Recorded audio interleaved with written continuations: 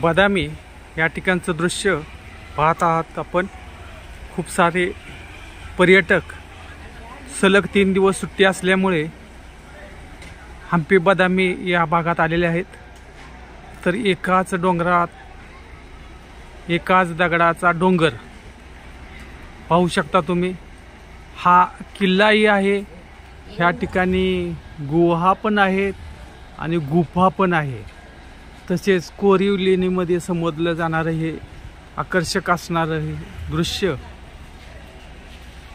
बदामी या ठिकाणचं। वरती असा किल्ला आहे, तसंच इथे गुहा आहे आणि गुफा पण आहे आणि कोरीव लेणी पण आहे। फक्त डोंगर दगडाचाच आहे, पाहू शकता। उत्कृष्ट असं असणार आहे बदामी हे ठिकाण।